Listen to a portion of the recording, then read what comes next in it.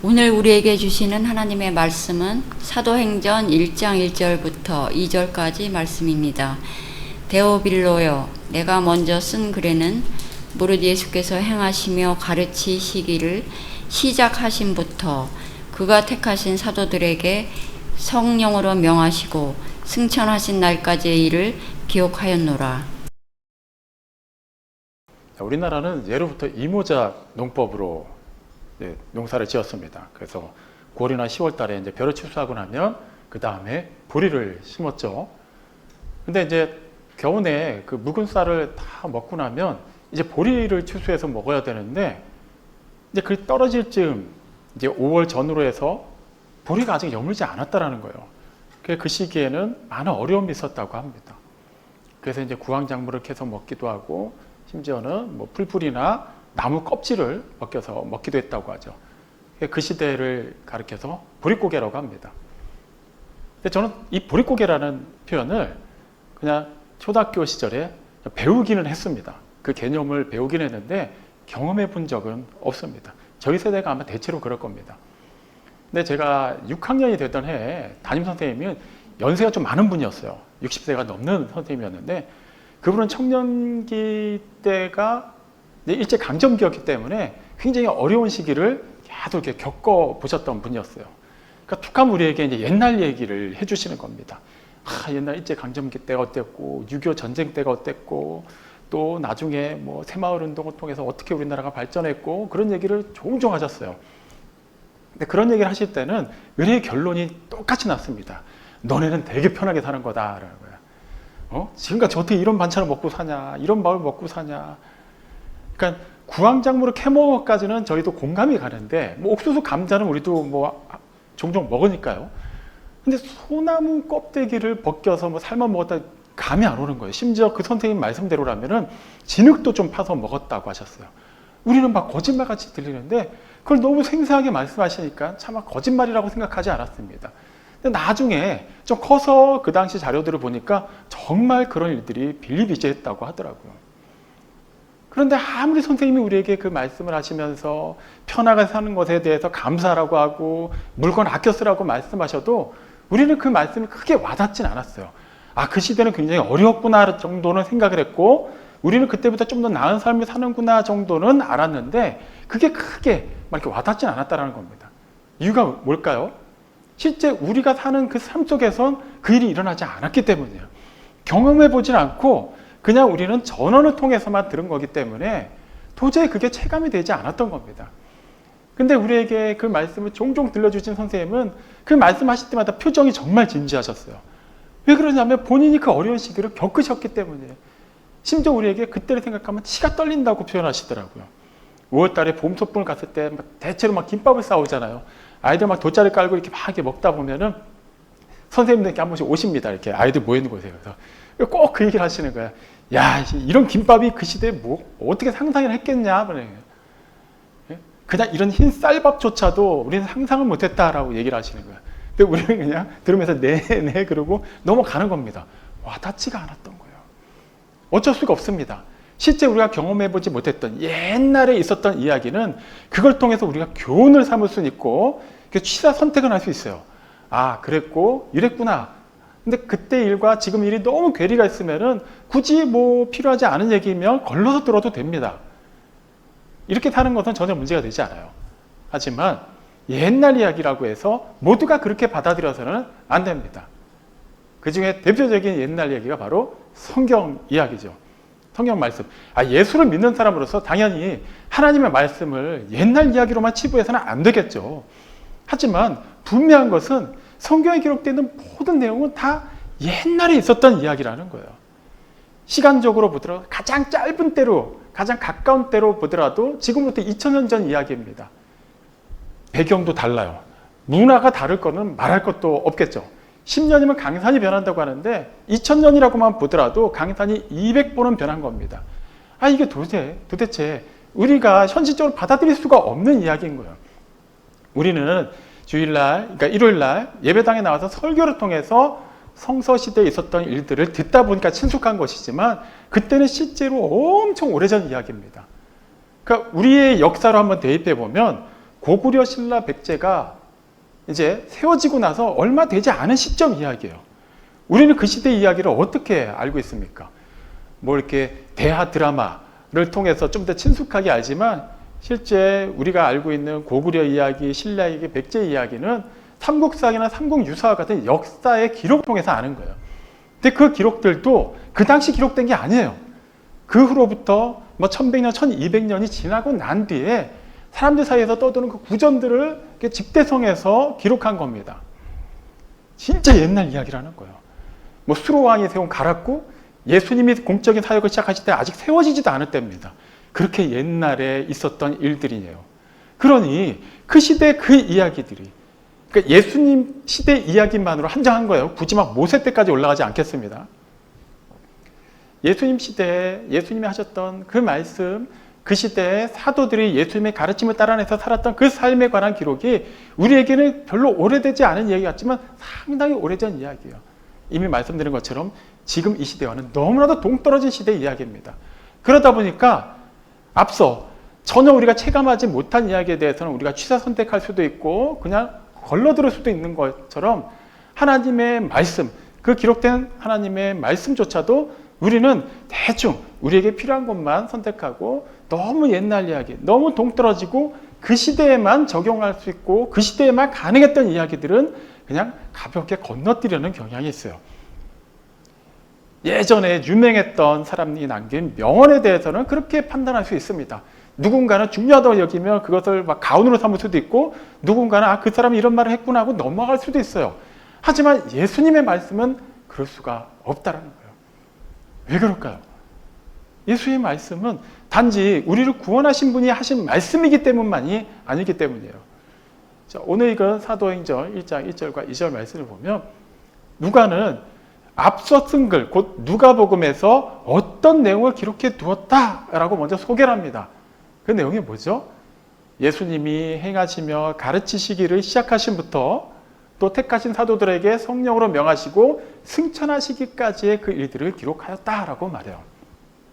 자, 이렇게만 보면 예수님이 세상에 오셔서 하나님의 아들이 성육신하시고 이 세상에 살아내셨고 그런 승천하심으로 말미암아 그 인간의 삶을 완벽하게 마무리하신 그 과정을 기록했다라고 생각할 수 있어요. 맞습니다. 누가복음뿐만 아니라 사복음서에는 예수님의 모든 행적이 기록되어 있습니다. 그렇기 때문에 이 세상에서 살아내신 그 삶만을 기준으로 한다면 예수님의 전생애가 기록되어 있는 건 맞아요. 근데 여기서 우리가 좀 주목해 볼 표현이 있습니다. 누가는 이 자신이 앞서 쓴 누가복음을 소개하면서 처음에 이렇게 얘기하죠. 예수께서 행하시며 가르치시기를 시작하신부터라고 말해요. 자, 예수님이 가르치기를 시작하셨습니다. 그렇다면 굳이 시작하신부터라는 표현을 썼으면 그는 마무리를 어떻게 지어야 될까요? 이렇게 끝내셨다라고 해야 뭔가 좀 문맥이 자연스럽습니다. 그런데 그런 내용이 없어요. 하다못해 누가복음이라도 그런 마지막에 그런 표현이 있어야 되는데 그런 내용이 없습니다. 예수님이 승천하신 내용으로 그냥 끝나는 거예요. 사도행전도 마찬가지예요. 누가복음을 정리하면서 예수님의 승천하심까지 기록하였다라고만 말해요. 그럼 좀 이상하지 않나요? 그럴 거면 예수님이 행하시고 가르치시고 택하신 사도들에게 성령으로 명하시고 승천하시기까지의 모든 과정을 기록하였다라고만 써도 되는데 굳이 왜 시작하심부터라는 표현을 썼을까요? 마무리를 짓지도 않았다라는 것이죠. 그게 뭐가 중요하겠습니까? 어쨌거나 예수님이 가르치신 일은 승천하심으로 말미암아, 즉 공적인 사역을 하시면서 직접 육성으로 가르치신 일은 끝난 거잖아요. 그러니까 뭐가 문제가 될까요? 라고 말할 수 있어요. 하지만 이 사실을 우리는 분명하게 알아야만 합니다. 너무나도 중요하기 때문이에요. 왜 중요할까요? 예수님이 행하시며 가르치시기를 시작하신 것은 맞아요. 하지만 그 일은 여전히 끝나지 않았습니다. 그렇기 때문에 누가는 마침표를 찍지 않을 거예요. 예수님이 그 일을 시작하셨다. 그리고 여전히 그 일을 행해가고 계신다라고 말하는 겁니다. 예수님이 승천하시고 나서 그 다음에 기록된 이야기들이 바로 사도행전인데 사도행전은 말 그대로 사도들이 행한 일들에 관한 기록이잖아요. 물론 사도들을 통해서 성령님이 역사하셨지만 어쨌거나 전면에 나서서 사람들 앞에서 활동한 주체는 사도들이기 때문에 그래서 책 제목부터가 사도행전 아닌가요? 근데 예수님이 뭘 하셨죠? 예수님은 승천하셨어요. 그리고 뭐라고 계십니까? 네, 하나님의 오른편에 앉아 계십니다. 그러면 예수님은 단지 이 세상에서 십자가, 그 대속의 사역을 완수하시고 부활하심으로 말미암아 예수님이 하셔야 될 모든 일을 그냥 완벽하게 마치신 걸까요? 물론 우리를 구원하시기 위해서 하나님과 우리 사이에 끊어졌던 그 관계를 연결하시고 회복하시기 위해서 하셔야만 했던 그 구속사역은 완성하셨어요. 하지만 그것으로 예수님의 일이 끝난 건 아니라는 겁니다. 히브리서 7장 25절 말씀을 보면 예수님은 자기를 힘입어서 하나님께 나오는 사람들을 온전히 도우실 수 있다고 말해요. 그 이유가 무엇일까요? 이미 십자가에 달려 돌아가셔서 우리의 모든 죄값을 치르셨으니까 그것으로 그냥 영원히 우리가 하나님께 나아가는데 지장이 없도록 다 이뤄놓으신 거 아닙니까? 맞아요. 하지만 예수님이 온전히 자기를 통해 하나님께 나아가고자 하는 자를 도우실 수 있는 이유는 그 다음에 이렇게 기록되어 있습니다. 항상 살아계셔서 우리를 위한, 그들을 위한 중보의 기도를 하고 계시기 때문이라고 말해요. 다시 말하면 예수님은 십자가에 달려 돌아가신 것으로 자기가 해야 될 모든 일을 완성하신 게 아니에요. 우리를 구원하기 위해서 그 생명의 길을 여시기 위해서 필요한 일은 하셨지만 그 이후에도 계속해서 우리를 도우시기 위해 우리를 구원하셨고 우리를 거듭나게 하신 이후에 우리를 계속해서 자라가게 하시기 위해서 끊임없이 일하고 계신다라는 거예요. 하나님의 보좌 오른편에서 우리를 위해 기도하십니다. 그분이 하시는 기도가 우리가 기도하면서 다른 사람을 위해 중보 기도한다고 하지만 때로는 피상적일 때가 많잖아요. 왜 그렇죠? 공감이 되지 않는 경우도 있기 때문이에요. 마침 나도 어느 분이가 아픈 경험이 있었는데 똑같은 아픔을 겪고 있는 사람이 기도 부탁하면 우리는 마음이 움직여요. 그게 얼마나 괴로운 일이고 그 과정이 얼마나 혹독한지를 알기 때문에 정말 간절히 기도합니다. 하지만 내가 전혀 겪어보지 않은 일을 누군가가 겪으면서 기도 부탁을 하면 안타까워 보이고 힘들어 보이는 거는 알겠는데 그게 얼마나 괴로운 일인지 우리는 정확히는 알지 못해요. 그렇기 때문에 기도하면서도 이렇게 피상적인 기도가 나올 때가 많습니다. 하지만 예수님의 기도는 그렇지 않죠. 예수님은 우리와 똑같은 인간의 삶을 사셨어요. 그리고 똑같은 감정을 또 가지고 계셨고 똑같은 일들을 다 경험하셨어요. 이 세상에서, 이 죄 많은 세상에서 완전하지 못하는 인간의 몸으로 산다는 것이 얼마나 힘든 일이고 얼마나 거치는 장애물이 많은지를 몸소 다 경험하셨습니다. 그렇기 때문에 우리를 능히 도우실 수 있는 거예요. 그렇기 때문에 우리를 위해 기도하시면서도 그냥 막연히 그냥 하늘에 계신 분이기 때문에 그냥 그 수준에 맞게 고사한 기도를 하시는 분이 아니라 정말 간절히 기도하실 수 있다는 거예요. 그 마음으로 우리를 위해서 기도하신다는 거. 그럼 그건 기도를 하시는 거지 일하는 것과는 별개의 얘기 아닌가요? 아니에요. 그분은 기도하실 뿐만 아니라 그 기도를 실제 이루어지도록 역사하십니다. 사도행전, 말 그대로 사도들의 행한 일들에 관한 기록이지만 실제 전면에 부각된 사도들, 그들의 순수한 능력으로 그 모든 일들이 이루어졌나요? 그렇지 않습니다. 한번 몇 가지 예를 들어보죠. 이제 오순절 성령 강림이 있고 나서 이제 교회가 태동했어요. 이제 막 부흥의 물길이 막 이렇게 퍼져 나갑니다. 그러다 어느 날 베드로와 요한이 이제 시간에 맞춰서 기도하러 성전으로 올라갔는데 성전 미문 앞에 선천적 하반신 장애인이 앉아 있었어요. 그는 할 수 있는 게 아무것도 없었어요. 그래서 성전을 오가는 사람들에게 구걸하는 것으로 생활을 영위하는 사람이었습니다. 그를 베드로가 보았어요. 많은 사람들이 이렇게 돈을 주고 가는 사람도 있었을 거고 그냥 지나치는 사람도 있었을 겁니다. 근데 베드로는 달랐어요. 그를 주목해 봅니다. 많은 사람들이 지나가는데 누군가가 자기를 뚫어지게 쳐다봐요. 그러면은 이 사람 어떤 기분이 들까요? 나에게 뭔가 대단한 거 주려나 보다. 다른 사람들보다 더 많은 돈을 주려나 보다라는 기대치가 가득했을 거예요. 근데 베드로가 그에게 나가서 얘기를 합니다. 은과 금은 내게 없거냐. 여기서부터 이미 분위기가 팍 깨진 거예요. 아니 은을 줄 것도 아니고 금을 줄 것도 아닌데 뭐 저렇게 나를 뚫어지게 쳐다봤을까? 그러면 그냥 가장 기본적인 화폐 단위로 가장 적은 금액이라도 주려나라고 기대했을 거예요. 그 다음에 뭐라고 얘기합니까? 사도행전 3장 6절 말씀을 보면 은과 금은 내게 없거니와 내게 있는 이것을 내게 주노니 나사렛 예수의 이름으로 일어나 걸어라 라고 말해요. 그리고 그의 손을 붙잡아서 일으켜 세웁니다. 그는 자신에게 현재 돈이 없다는 것을 분명하게 말해요. 아니 성전세를 내기 위한 최소한의 돈이 있었을 수는 있어요. 어쨌거나 그 사람이 기대했던 그런 수준의 그런 재물은 없었습니다. 근데 그가 가지고 있는 분명한 무언가가 있었어요. 내게 있는 이것을 너에게 준다라고 얘기합니다. 자, 내게 있는 이것을 준다. 그럼 실체가 있다라는 얘기잖아요. 그의 주머니 안에서든 뭐 전대에서도 뭔가 나와야 되잖아요. 그런데 뭐가 나옵니까? 나사렛 예수의 이름이 나와요. 우리 입장에서는 아멘이 튀어나올 법도 하지만 엄밀히 말해서 그 구걸하는 사람 입장에서는 나사렛 예수의 이름은 그냥 추상적인 거예요. 실체가 없는 겁니다. 아무것도 없어요. 차라리 그 자리에 예수님이 계셔서 예수님이 뭐 돈을 주신다면 얘기가 다른데 그것도 아니잖아요. 나사렛 예수의 이름으로 뭘 얻을 수 있을까요? 그렇게 일어나 걸으라라고 말하는데 실제 그가 일어나서 걷게 됩니다. 그러면 베드로는 그 권능을 행하기 위한 하나의 수단으로 예수님의 이름을 앞에 내세운 것 뿐일까요? 그렇지 않아요. 베드로가 일한 것 같고 베드로가 그 사람을 잡아서 이렇게 태운 것 같지만 실제 그 일은 누가 한 겁니까? 예수님이 하신 거예요. 그럼 베드로가 고백을 합니다. 그 일이 있고 나서 본래 걷지도 못하던 사람, 늘 그 성전 문 앞에서 구걸이나 하던 사람이 막 걷고 뛰고 막 즐거워하고 하나님을 찬양하는 거 보니까 성전에 오가는 사람들이 막 몰려들기 시작해요. 솔로몬의 행각이라는 곳에 사람들이 몰려듭니다. 어떻게 된 영문인지 좀 들어봐야 될 거 아니에요. 그 현실 직접 봐야 될 거 아닙니까? 혹시라도 그 기적이 자신에게도 일어날 수 있으니까 그래도 뭔가 기대치를 가지고 사람들이 모여듭니다. 베드로가 그들을 향해서 설교를 해요. 12절 말씀을 보면 여러분은 어떻게 내가 어떤 권능이나 경건으로 이 사람을 이렇게 세우기는 한 것처럼 그렇게 쳐다보십니까? 그렇게 쳐다보지 마십시오. 내가 한 게 아닙니다라고 얘기해요. 그 16절에서 뭐라고 얘기합니까? 예수를 믿는 그 믿음이 이 사람을 낫게 한 겁니다. 자, 그러면 그냥 베드로도 예수님의 그 권능을 믿고 있었고 이 구걸하던 사람도 베드로를 통해서 그 말씀을 듣는 순간에 예수님을 믿는 믿음이 생겼다고 가정을 해보죠.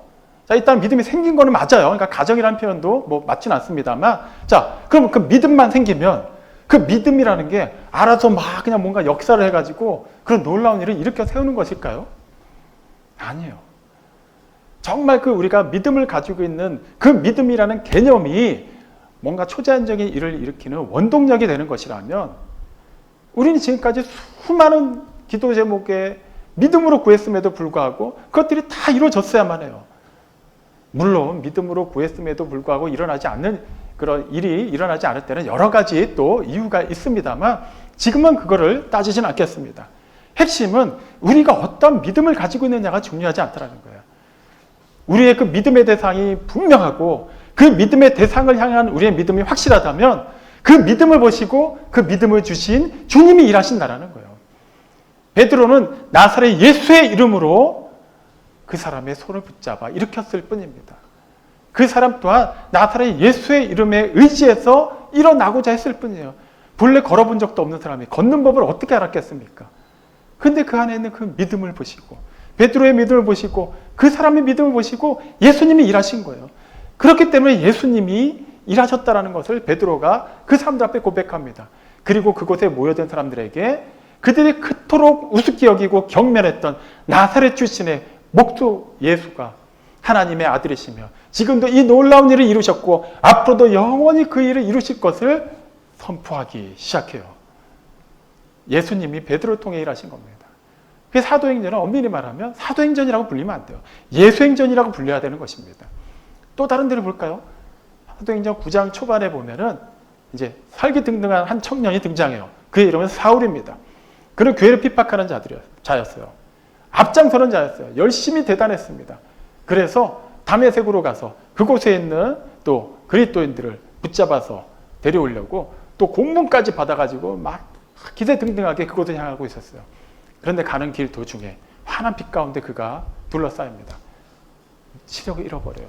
그냥 다리 힘이 쫙 풀려버립니다. 그런데 그에게 음성이 들려요. 사울아, 사울아, 네가 왜 나를 이렇게 핍박을 하느냐? 다른 사람들은 알지 못하는데 바울에게만 정확하게 들리는 거예요. 그 음성이. 누구십니까? 나는 네가 핍박하는 바로 그 예수다라고 말씀합니다. 예수님이 그 현장에도 나타나신 거예요. 교회를 핍박하던 사울이 그 불세출의 복음 전도자인 바울로 바뀌게 된 그 변곡점에 뭐가 있다고요? 어떤 사건이 있었습니까? 예수님이 나타나신 거예요. 예수님이 일하신 겁니다. 그냥 막연히 그냥 갑자기 베드로에게 믿음을 확 주셔가지고 그렇게 역사하시지 않았어요. 예수님이 직접 그를 찾아오셨어요. 그를 만져주십니다. 그의 못난 성격을 완벽하게 다듬어 주셨어요. 사도행전의 기록이 그런 기록들입니다. 자, 그렇다면 우리가 예수님이 그 시작하신 일이 아직 끝나지 않았다. 예수님이 여전히 살아계시니까. 그런데 예수님은 그 일하심이 사도행전대로라면은 그 시대 사도들을 통해서 좀 특별하게, 좀 교회가 아직까지 제도도 갖추지 못했고 이런 시스템도 없을 때고 지금 우리가 가지고 있는 것 같은 그런 66권으로 이루어진 성경도 없을 때이기 때문에 좀 더 특별하게 역사하실 필요가 있어서 그때 그들에게는 그렇게 나타나셨고 그들을 수단으로 해서 일하셨지만 지금은 다르지 않습니까? 지금 우리는 2000년이라는 시간을 거치는 동안에 충분한 또 여러 가지 또 이렇게 자료들을 갖출 수 있게 되었고 많은 시행착오를 통해서 또 말씀에서 어긋났던 것들을 다 쳐낼 수 있었고 복음의 그 본질에 더욱더 가까이 나갈 수 있게 되었는데, 그렇다면 예수님은 지금 여전히 그냥 하나님 보좌 오른편에 앉아 계시고 나중에 다시 오실 그때까지는 그저 우리에게 주신 믿음으로 우리가 또 이렇게 말씀을 연구하고 우리가 교회에 세우는 여러 가지 제도를 바탕으로 해서 또 이렇게 선한 삶을 살기만 하면 그러면 그것으로 우리가 예수님의 일을 대신한다고 말할 수 있지 않을까요? 틀린 말은 아니죠. 하지만 예수님이 여전히 살아 역사하시지 않으면 그것도 얼마든지 실패로 돌아갈 수 있습니다. 우리는 아직 완전하지 않기 때문이에요. 아직 미숙하기 때문입니다. 그리스도의 충만하심의 경지에 이르기까지 우리는 계속해서 자라가야 한다는 거예요. 그냥 작년에 비해서 올해 내 믿음이 더욱더 성장하였다라고 말할 수 있지만 그것이 예수님이 우리에게 본래 요구하신 궁극적인 수준에 이른 것은 아니라는 거예요. 작년보다 좀 더 나을 수 있지만 이것이 최종적인 그 영화의 단계에 비춰서는 아직 턱없이 부족하다는 것을 우리는 알아야만 합니다. 우리 안에 여전히 죄성의 찌꺼기가 남아있어요. 여러분 잘 아시잖아요. 어떤 날은 그렇게 막 은혜 받고 말씀 보면서 막 눈물 흘리기도 하고 설교 때 뭔가 짠한 마음이 있어서 이렇게 살아야겠다고 결심을 하고 하루 이틀 사는 것 같은데 얼마 가지 못합니다. 또 일상생활 속에 들어가서 또 여러 가지 상황을 마주하고 풀리지 않는 그 문제에 직면하게 되고 여전히 나와 성격이 맞지 않는 사람들과 대면하다 보면은 막 속에서 막 불이 올라와요. 차마 입으로 표현만 안 한다 뿐이지 속으로는 막 욕이 튀어나오기도 하고 막 화가 막 치밀어 올라서 잠을 자지도 못하고 그런 경우가 얼마나 많았습니까? 정상이에요. 우린 여전히 연약하다는 겁니다. 그렇기 때문에 예수님은 우리를 그대로 내버려 두시지 않아요. 우리와 늘 함께 하십니다. 그러면 늘 함께 하시는데 왜 그때그때마다 우리에게 필요한 말씀을 주시는 것 같지 않을까요? 아니요. 이미 예수님은 주셨고 지금도 끊임없이 우리에게 말씀하십니다. 기록된 하나님의 말씀이 바로 그 증거가 되는 것이죠. 여기서 다시 우리는 제일 처음에 제가 들었던 말씀, 그 시점으로 돌아갈 필요가 있어요. 이거 너무 옛날 얘기 아닌가요? 예수님이 그 시대 2000년 전 갈릴리 사람들을 중심으로 해서 가까이 있는 사도들에게 그들이 반드시 들어야만 했던 그 말씀을 주신 건 맞고 그 말씀에 기록된 것도 맞는데 이건 어디까지나 그 시절 그 사람들이 1차 수신자잖아요. 그들에겐 필요한 말씀일 수 있어도 우리에게는 우리의 구원과 관련한 그런 어느 특정 구절 제외하고 이렇게 해야 된다, 이렇게 하지 말아야 된다는 것은 너무 시대에 동떨어진 말씀 아닌가요? 이 시대가 그 시대와는 비교할 수 없는 첨단의 시대를 걷고 있는데 이 시대에 맞는 그런 말씀이 우리에게 필요하지 않을까요? 그렇기 때문에 우리는 점점 말씀 보는 걸 등한시해요. 그냥 필요한 성경 구절, 감동적인 성경 구절 하나만 알면 되고 그 성경 구절에서 비롯된 여러 가지 예화나 감동적인 얘기, 좀 더 실용적으로 다가오는 그런 유익이 되는 이야기에는 귀를 쫑긋 세우는데 본래 기록된 그 말씀에 대해서는 그다지 관심을 기울이지 않는다라는 거예요. 하지만 히브리서 4장 12절 말씀을 보면 분명히 다음과 같이 기록되어 있어요. 하나님의 말씀은 살아있고 힘이 있다고 말이죠. 자, 말씀 다시 한번 본다고 해보죠. 자, 기록된 말씀. 우리가 처음에 성경을 읽을 때랑 지금 성경을 읽을 때, 성경을 일독할 때랑 백독했을 때 그 내용이 바뀌어 있나요? 똑같습니다. 처음에 내가 개역개정 성경을 봤으면 지금 봐도 개역개정 성경 내용은 단어가 토시 하나 바뀌지 않고 그대로 있어요. 그런데 어떻게 그 말씀이 살아있고 힘이 있다고 말할 수 있죠? 그냥 굳이 인쇄물의 개념으로만 본다면 그냥 흰 종이 위에 잉크로 그냥 이렇게 새겨진 복사물에 불과하지 않습니까? 그런데 어떻게 그 얇은 페이지들로 이루어진 성경이 하나님의 말씀이 살아있고 힘이 있다고 말할 수 있을까요? 이유는 단순하죠. 그 말씀을 하시는 하나님이 살아계시기 때문이에요. 우리에게 말씀을 주신 예수님이 그 말씀을 단지 기록해서 후대에 알리라고만 기록물로만 남겨놓게 하신 게 아니라 실제 그 말씀을 지금도 살아서 우리에게 하고 계시기 때문입니다. 제 이야기로 한번 예를 들어보겠습니다. 제가 유학 시절에 이제 한 번씩 이제 어머니께 이렇게 전화를 드리면 어머니는 그때마다, 그러니까 물론 이제 그때마다 대화의 주제는 조금씩 달랐어요. 근데 그때마다 꼭 하시는 표현이 있었어요. 밥 묻나였어요. 예, 표준어로 바꾸면 밥 먹었냐 이런 뜻이에요. 그 표현은 한 번도 빠지지 않고 늘 되풀이되어 있습니다. 그러면 어차피 이제 다음에 또 이제 전화할 때가 됐어요. 전화하기 전에 저희 이미 예상을 하는 거예요. 어머니께서 분명히 밥은 먹었는지 물어보실 거고, 어떻게 뭐 건강을 잘 챙기는지 물어보실 거고, 이미 다 알고 있습니다. 그러면 어차피 어떤 말씀 하실지도 다 알고, 그리고 그 일은 반드시 일어날 거면 애초에 어머니랑 약속을 하는 게 낫지 않을까요? 어머니, 그 얘기 이제 그만하셔도 돼요. 내가 옛날 사람도 아니고 지금 이 시대에 뭐 누가 그렇게 밥을 먹고 합니까? 그런 걱정하지 않으셔도 됩니다. 라고 말씀드려서 굳이 그 아까운 시간에 그 똑같은 질문을 하시도록 하지 않는 게 더 합리적이지 않을까요? 근데 저는 그렇게 하지 않았습니다. 그리고 어머니는 늘 저에게 밥 묻나를 물어보셨어요. 똑같은 표현인데도 그 속에는 의미가 달랐기 때문이에요. 어머니의 말씀 속에는 아들을 향한 애정, 관심이 담겨 있어요. 어머니의 인격이 담겨 있기 때문에 표현은 똑같은데도 불구하고, 초지일관인데도 불구하고 저에게 날마다, 그러니까 그 전화를 통해서 들을 때마다 늘 새로웠던 거예요.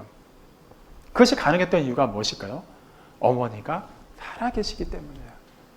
육성으로 직접 저에게 말씀하시기 때문에 그 말씀이 표현 똑같은 세 글자로 이루어진 표현인데도 불구하고 그 속에 엄청난 의미들이 함축되어 있는 거예요.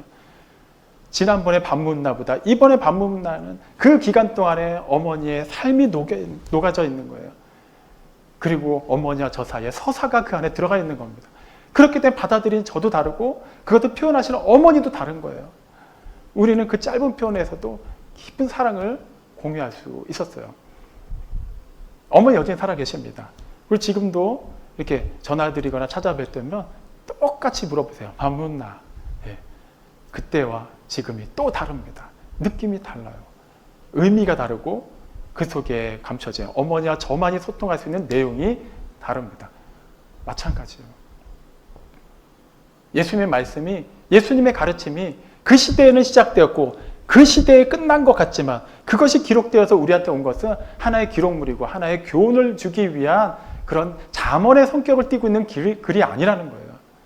그분이 여전히 살아서 우리를 위해서 기도하고 계시고 그 기록된 말씀을 통해서 우리에게 지금도 인격적으로 소통하시고 말씀하고 계시기 때문에 똑같은 표현의 말씀일지라도 그 말씀은 우리 안에서 살아서 역사하고 있는 것입니다.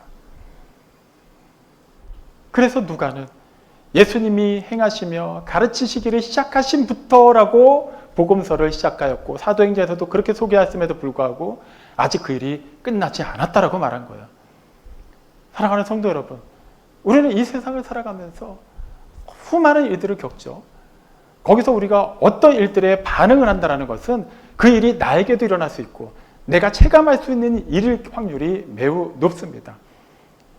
아무리 큰 자연재해가 일어났다 하더라도 너무나도 동떨어진 지역에 일어난 일이면 걱정을 할 수 있고 해외 토픽을 보면서 순간 놀랄 수 있고 안타까울 수 있지만 우리는 그 이상의 감정을 갖지 않습니다. 여간해서 그 일은 내가 살고 있는 이곳에서 이 시간에 일어날 확률이 적기 때문이죠. 얼마 전에 신촌 인근에서 싱크홀 때문에 차 한 대가 갑자기 가다가 이렇게 빠진 사건이 있었어요. 그 영상을 보신 분들은 다 충격을 받으셨을 겁니다. 비단 그 길을 차를 타고서 지나가지 않더라도 우리는 한 번씩 움찔합니다. 내가 차를 타고 지나가는 길에도 우리 동네에도 저런 일이 일어날 수 있지 않을까? 왜 그런 생각하죠? 내가 그 길을 가지도 않았는데 얼마든지 나에게 일어날 수 있는 일이기 때문이에요. 예수님의 말씀도 마찬가지입니다. 옛날 2000년 전 팔레타인 지방에서만 말씀하셨고 그 시대에 그 사람들에게만 하신 말씀이라면 그냥 거기서 우리는 교훈만 뽑아내면 될 것입니다. 하지만 그 시대 그들에게 말씀하시고 그들을 가르치셨던 예수님은 지금도 살아서 우리를 위해 중보의 기도를 하고 계십니다.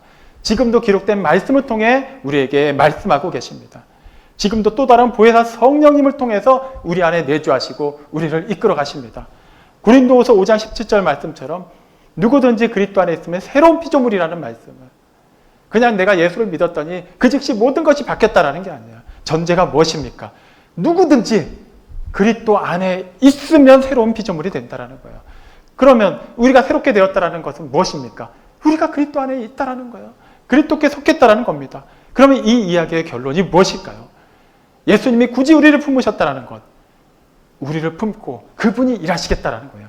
그분이 움직이시겠다라는 겁니다. 그분이 가시겠다라는 거예요. 우리는 이미 그분께 속했어요. 운명 공동체가 되었습니다. 떼려야 뗄 수 없는 관계가 된 것입니다. 그러니 우리는 그분으로 말미암아 그 영양분을 받아서 그분이 의도하신 그 열매를 맺기 위해 끊임없이 그분과 교통해야만 할 것입니다. 사도들의 그 모든 삶이 이미 예수님이 가르치시고 가르치시는 그 과정을 통해서 이루어졌듯이 그 사도행전은 28자로 끝났지만 그 이후의 기록이 우리의 삶을 통해서 계속해서 기록되고 있다는 것을 잊지 마십시오. 그러려면 당연히 우리도 하나님의 말씀으로 계속해서 충만해져야만 합니다. 그분의 가르침을 옛날 이야기로 치부해서는 안 되면 지금도 우리에게 주시는 가르침으로 받아들여야만 합니다. 말씀을 펴서 읽으시기 바랍니다. 그리고 그 말씀을 적극적으로 수용하시고 따르시기 바랍니다. 그 시대 사도들을 가르치시고 그들을 통해 세상을 변화시키셨던 예수님이 지금 우리를 변화시키시고 우리를 새롭게 하시고 자라게 하심으로 말미암아 우리를 통해서 그 계획하신 크고 놀라운 일을 이루시고 하나님의 나라를 확장시켜 나가실 것입니다. 이 크고 비밀한 일에 부름받고 초청받은 여러분에게 하나님의 크신 은혜와 사랑이 충만하기를 간절히 축원합니다. 아멘.